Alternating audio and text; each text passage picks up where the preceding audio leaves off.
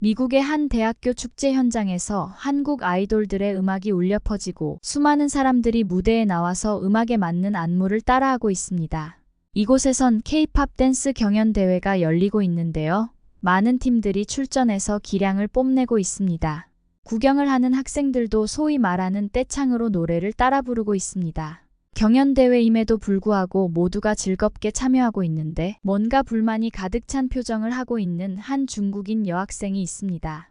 그녀는 공연 내내 화가 난 표정으로 친구들과 대화를 하고 있다가 1등 상품이 K-팝의 본고장인 한국행 비행기 티켓이란 말을 듣는 순간 화를 참지 못하고 한국 음악의 원조는 중국 음악이고 한국이 베껴갔는데 K-팝의 본고장이 한국이라는 건 인정 못한다며 소리를 지르자 사람들은 잠시 당황했다가 소리를 지른 중국인 여학생을 향해 야유를 퍼붓습니다.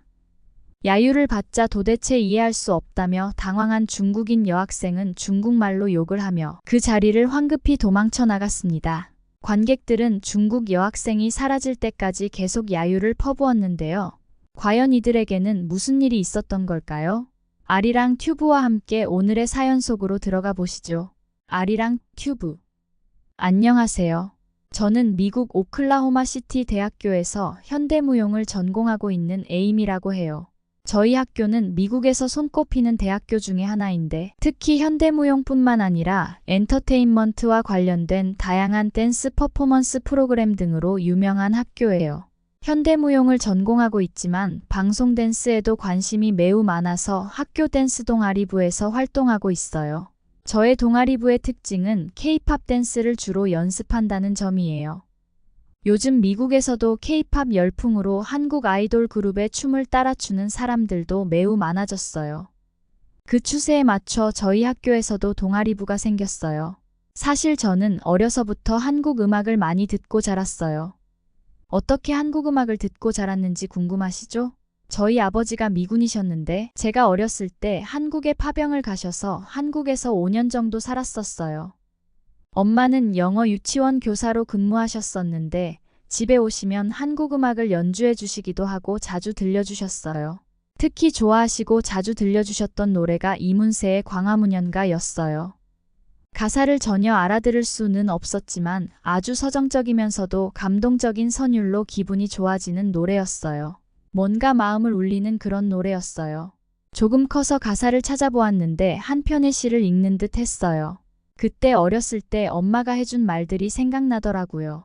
한국인들은 정이 많은 사람들이고 아주 따뜻한 감정을 가지고 있어서 서정적이고 따뜻한 노래가 많다고 했었거든요. 어렸을 땐 무슨 말인지 잘 몰랐는데 나이가 좀 들고 나니 그 의미가 조금씩 이해가 가더라고요. 꽤 어렸을 때 한국에 있어서 그때의 기억이 많이 나지는 않는데 한국에서 들었던 음악들은 아직도 따뜻한 기억으로 남아있어요. 지금도 한국 음악을 들으면 어렸을 때의 감정과 기억이 떠오르곤 해요. 어렸을 때 미국으로 돌아와 한국 음악을 듣고 있을 때면 친구들이 신기해하기도 하고 이상하게 보기도 했었어요. 그때만 해도 지금처럼 한국에 대한 인기가 많지도 않았고 한국에 대해 아는 사람도 많이 없었거든요. 요즘 한류 열풍으로 K-팝이 인기가 많아지고 주변에서도 듣는 사람들이 많아지니 느낌이 참 새롭더라고요. 저는 어려서부터 음악 듣는 것도 좋아했고 한국 댄스 가수들의 춤을 따라 추기도 하면서 시간을 보내곤 했어요. 춤을 추고 있을 때면 너무 행복하고 좋아서 지금 대학교에서 현대무용을 전공으로 열심히 학교 생활을 하고 있어요. 현대무용도 매우 즐겁지만 방송 댄스에도 관심이 매우 많아서 댄스 동아리에서도 열심히 활동하고 있답니다.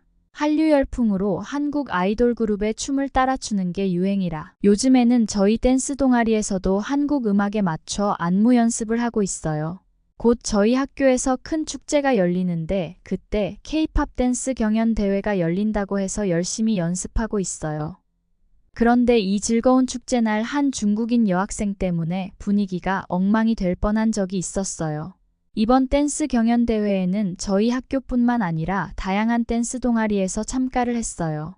관객도 많았고 경쟁보다는 서로 즐기며 분위기가 매우 좋았어요. 다들 큰 소리로 노래를 따라 부르기도 하고 관객들도 같이 춤을 추며 분위기가 무르익었어요. 경연은 3시간 정도 진행이 되었고 시간이 꽤 흘렀음에도 분위기는 식을 줄 몰랐어요. 모든 팀들의 경연이 끝나고 시상식만 남겨두고 있었어요. 이번에 주최 측에서 준비를 많이 했는지 시상품도 대단하더라고요. 무려 1등 팀에게는 한국행 비행기 티켓이 주어졌어요. 저는 이번 기회에 꼭 1등을 해서 어렸을 때 좋은 기억이 있는 한국에 다시 가보고 싶다는 생각이 간절했어요. 3등, 2등의 시상이 끝나고 1등 시상만 남았고 아직 저희 팀에겐 기회가 남아 있었어요. 사회자가 K-팝의 본고장 한국에 갈 티켓에 당첨된 팀은 누굴까요? 하고 멘트를 하며 분위기를 띄웠고 저희도 기대감을 높여가고 있었어요. 그런데 갑자기 관객석에서 누가 막 소리를 치는 거예요. 자세히 들어보니 응원이 아니라 뭔가 항의를 하기 시작하더라고요. 순간 조용해지면서 이목이 집중되기 시작했어요. 자기는 중국인인데 도저히 참을 수가 없어서 한마디 한다고 하더라고요. 다들 그녀의 도발적인 모습에 웅성대며 집중했어요. 중국인 여학생은 아랑곳하지 않고 말을 이어나갔어요. 아니 계속 K-팝이 어떻고 K-팝의 본고장이 한국인이 하며 떠들어대는데 그 문화의 원조는 중국이고 한국이 다 베껴갔는데 제대로 알고 말하라고 소리쳤어요. 근본도 없는 문화가 뭐가 좋다고 그렇게 웃고 떠드냐며 한마디를 더 하더라고요. 처음에는 가만히 듣고 있던 관객들도 중국 여학생의 말도 안 되는 소리를 도저히 참을 수 없었는지 여기저기서 야유와 욕하는 소리가 들리기 시작했어요. 저희 학교도 나름 명문대이고 요즘 학생들도 역사에 대해 알 만큼은 아는데 중국인 학생의 말이 거짓이라는 건 모를 리가 없었죠. 누군가 그녀에게 역사 공부나 다시 하고 오라며 소리쳤고 여기저기서 환호 소리가 들려왔어요. 그러자 그 중국인 여학생은 얼굴이 새빨개지더니 화가 난 표정으로 부랴부랴 도망쳐 나갔어요. 사회자분이 장례를 진정시키며 다시 진행을 이어나갔어요. 대망의 1위가 발표되고 결국 저희 팀이 꿈에 그리던 한국행 티켓을 손에 넣었어요. 너무 기뻤는데 아까 그 중국인 여학생 때문에 분위기를 망쳐서 기분이 안 좋았어요. 나중에 알게 된 사실인데 그 여학생은 메이린이란 중국인으로 교내에서 생각보다 유명하더라고요. 물론 문제아로 유명했어요. 성적이 나쁘거나 그러진 않은데 태도가 문제였어요. 항상 중국이 최고라고 말하고 다니며 다른 나라를 까내리는데 특히 한국에 대해서는 그 정도가 너무 심하다고 하더라고요. 제 친구가 얼마 전에 한 식당에 갔다가 메이린을 만난 적이 있다고 하더라고요. 요즘 한식당은 인기가 많아서 줄을 서야 간신히 들어갈 수 있을 정도로 인기가 많아요. 맛도 있고 건강에도 좋은 음식들이라며 제 친구들 사이에서도 소문이 나 있더라고요. 그런데 메이린은 거기서 사장님에게 이런저런 불만을 얘기하고 있었다고 해요. 처음엔 사장님도 친절하게 응대를 해주셨는데 메이린이 말도 안 되는 얘기를 하기 시작했다고 해요. 여기 나온 김치도 중국 음식인데 왜 한식당에서 이렇게 자랑스럽게 파냐고 따졌다고 해요. 그 말을 들은 한국 사장님은 무슨 말 같지도 않은 소리를 하냐며 화가 나서 메이린을 쫓아냈다고 해요. 메이린은 무슨 장사를 이렇게 하냐며 소리치며 나갔다고 해요. 그러곤 사장님이 손님들에게 김치는 한국의 전통 음식인데 중국인이 역사를 왜곡하고 있어서 너무 화가 나서 쫓아냈고 소란을 피워 죄송하다고 고개 숙여 사과를 하셨다고 해요. 그 상황을 지켜본 손님들은 다들 사장님에게 옳은 일을 하셨다며 격려하며 칭찬해줬다고 하더라고요. 사건들이 있고 얼마간의 시간이 흘렀는데 메이린의 소식이 뜸하더라고요. 알고 보니 메이린이 교환학생이었는데 중국으로 돌아간 것 같더라고요. 그렇게 저는 평소와 다름없는 학교 생활을 하며 보냈어요. 그렇게 한 학기가 지나고 드디어 방학이 찾아왔어요. 지난 축제 때 K-팝 댄스 경연 대회 1등으로 받은 한국행 티켓을 사용할 날이 다가온 거죠. 저희 팀원들은 들뜬 마음으로 한국 여행을 준비했어요. 드디어 여행날이 다가왔고 저희는 한국행 비행기에 몸을 실었어요. 15시간 정도의 꽤 긴 시간이 흐르고 저희는 인천공항에 도착할 수 있었어요. 인천공항에 도착한 저와 친구들은 인천공항의 모습에 깜짝 놀라고 말았어요. 제 눈앞에 펼쳐진 곳은 제가 어렸을 때 어렴풋이 기억하고 있던 모습과는 너무도 달랐어요. 규모는 웅장했고 아주 첨단의 시설들로 가득 차 있었어요. 인천공항이 세계에서 손꼽히는 공항으로 자리매김했는지 그 이유를 알 것 같더라고요. 친구들도 한국이 이 정도일 줄은 몰랐다고 하더라고요. 공항은 시설만 좋은 게 아니라 어딜 가든 너무나 깨끗하게 관리가 되어 있더라고요. 이렇게 규모도 크고 사람도 많은 곳이 이 정도로 깔끔하게 유지가 되고 있다는 게 꽤 인상적이었어요. 그렇게 공항을 둘러보고 있는데 한 무리가 엄청 시끄럽게 떠들면서 지나가더라고요. 자세히 보니 중국인들이었는데 어딜 가나 시끄럽고 염치 없는 건 똑같더라고요. 잠시 후 저희는 숙소가 있는 강남으로 이동했어요. 공항철도를 타고 이동했는데 시설도 매우 좋고 안내도 잘 되어 있어서 아주 편리하게 이동했어요. 공항철도를 타기 전 역사가 너무나 깨끗하고 쓰레기가 없어서 깜짝 놀랐어요.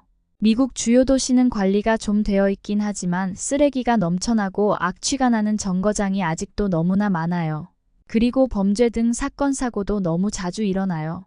정부에서도 관리를 한다고 계속 얘기는 하는데 제대로 지켜지지 않고 있는 상황이에요. 그런 모습을 보다 한국을 보니 미국과는 180도 다른 모습이 너무나 인상적이었어요. 또한 스크린도어가 설치되어 있어서 선로도 깨끗하게 유지되고 있었고 사고에 대한 위험도 예방할 수 있는 것 같았어요.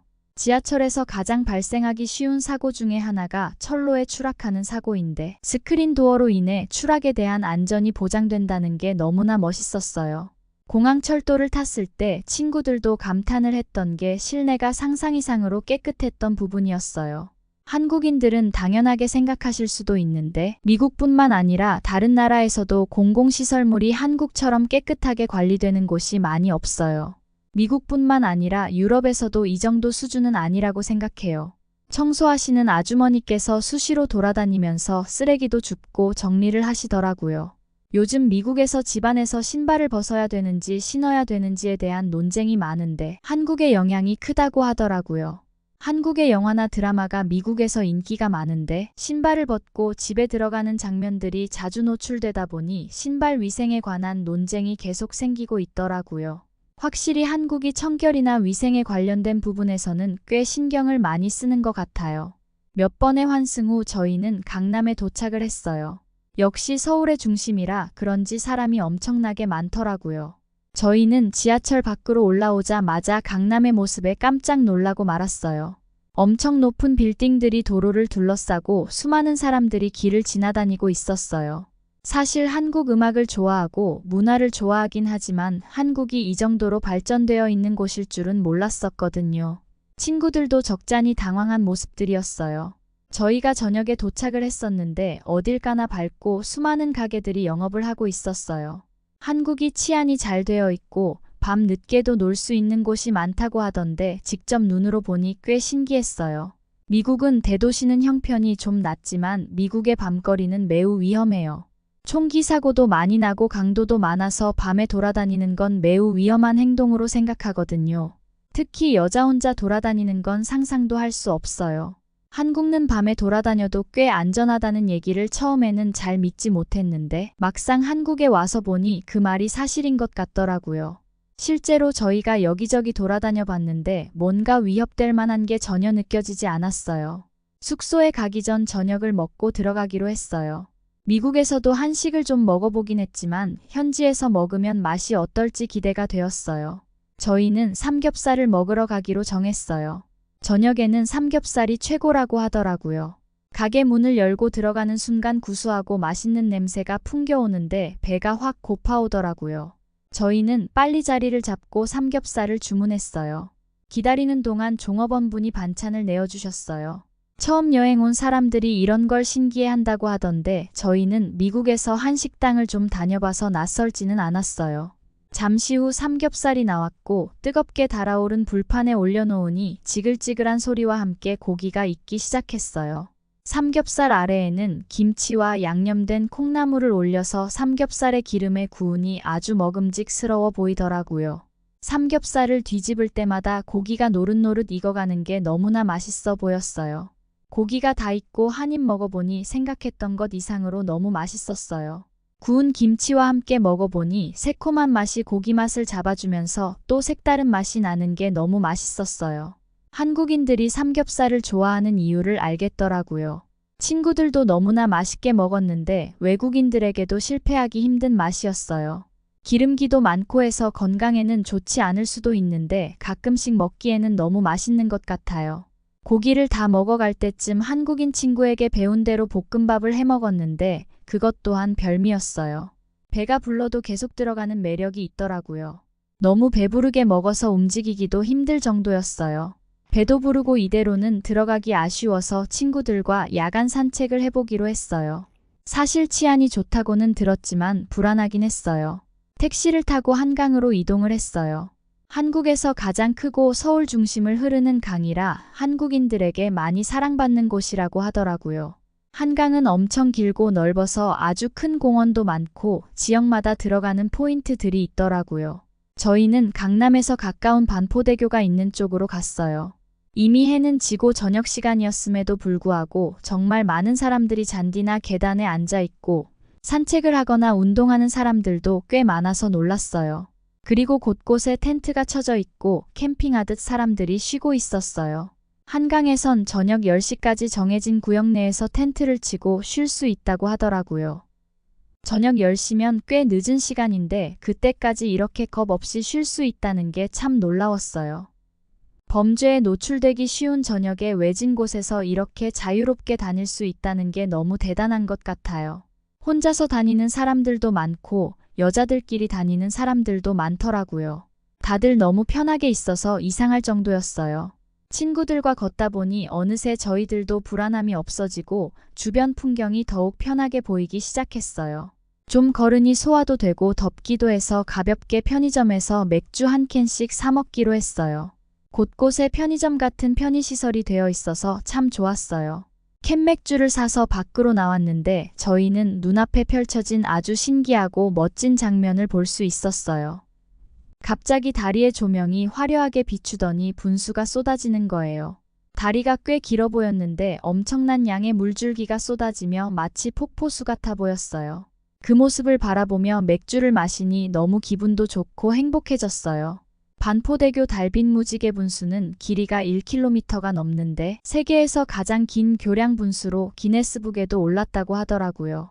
한국이 K-팝뿐만 아니라 콘텐츠 강국이라고 하던데 이런 문화생활에 대한 기획력도 매우 좋은 것 같았어요. 한국이란 나라는 알면 알수록 대단한 것 같아요.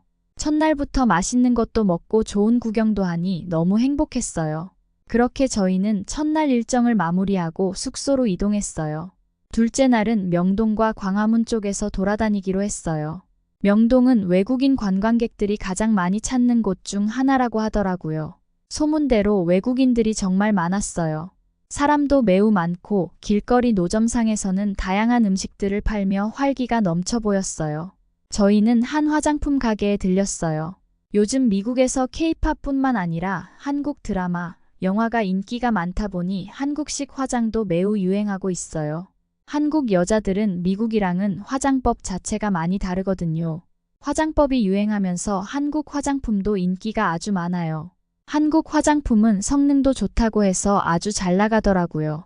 가족들과 친구들에게 선물해줄 화장품들을 몇 개 샀어요. 한국에서 사니 가격도 싸고 너무 좋더라고요. 미국에서 사면 화장품도 꽤 비싼 편인데 한국은 그야말로 가성비가 정말 좋았어요. 기분 좋게 화장품을 사서 좀 걷고 있었는데 너무 황당한 광경을 목격했어요. 지금 생각해도 어이가 없고 상식적으로 도무지 이해가 안 가네요. 길을 걷는데 한 아이가 길에 앉아서 똥을 누고 있더라고요. 저는 제가 잘못 본 줄 알고 다시 봤는데 진짜 똥을 누고 있더라고요. 이 상황이 도무지 이해는 안 됐지만 아기가 오죽 급했으면 실수로 그랬나 보다 하고 이 상황을 이해해보려 노력했어요. 그런데 더욱 가관이었던 건 그 부모로 보이는 여자가 옆에서 아무렇지 않게 서서 휴대폰을 보고 있더라고요. 주변 사람들한테 양해를 구한다든지 뭔가 조치가 있어야 될 것 같은데 너무나 태연하고 자연스럽게 서 있었어요. 어제까지만 해도 한국에 대한 좋은 경험으로 너무 행복했는데 오늘 저 말도 안 되는 모습을 보면서 한국에 대한 좋았던 이미지가 확 깨지더라고요. 위생개념도 좋고 문화적으로도 매우 성숙했다고 생각했는데 저 모습은 너무나 실망스럽더라고요. 저게 한국의 본 모습인가 싶기도 하고 참 어이가 없었어요. 잠시 후 다른 곳으로 이동하려고 했는데 미화원 같은 분이 오시더니 그 여자에게 뭐라고 말을 하더라고요. 그 여자가 대답을 했는데 뭔가 이상했어요. 제가 K-팝 댄스를 오래 추다 보니 한국어가 익숙하긴 한데 그 여자의 말은 한국말처럼 들리지가 않더라고요.